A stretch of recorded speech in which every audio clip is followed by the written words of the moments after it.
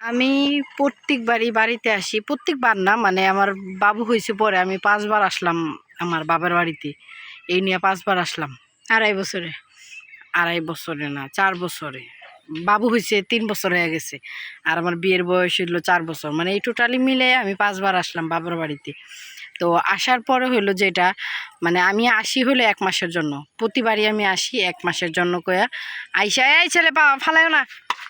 আসার পরে হইলো মানে আমি 20 দিন বা 15 দিন বা 21 দিন এরকম থাইকে থাইকে আমি চলে যাই, কারণ সাজিদের বাবা হইলো আমাকে থাকতে দেয় না, যে এতদিন থাকার দরকার নাই, 10 দিন থাকলেও যা, 20 দিন থাকলেও তা, এটা বলে। তো এইবারও আমি 2 দিন হয়েছে আসছি। আসার পরে সাজিদের বাবা আমার বলতেছে 2 দিন তো থাকলা, তাহলে আইসা পড়ো এখান থেকে, আমার ভালো লাগতেছে না একা একা সাজিদকে রাইখা। তো আসলে এইবার আসার উদ্দেশ্য হইলো আমি প্রচণ্ড পরিমাণ অসুস্থ। অনেকেই ভাববেন যে অসুস্থ হলে ভিডিও করি কিভাবে।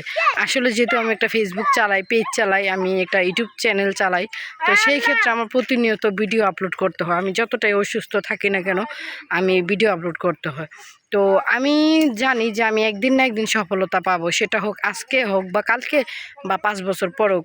আমার ভালোবাসার মানুষটা যদি আমাকে সাপোর্ট করে, তাহলে আমি ইনশাল্লাহ সফলতা পাবো।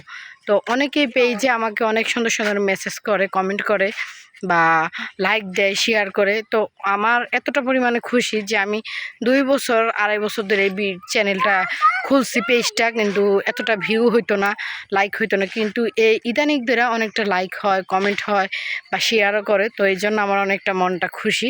তো সেই খুশিতে লাবণী, তুমি বলো তো আমি সফলতা পাবো কিনা? ইনশাল্লাহ। তুমি আমার জন্য দোয়া করো। কষ্ট করলে মিষ্টি মিলে।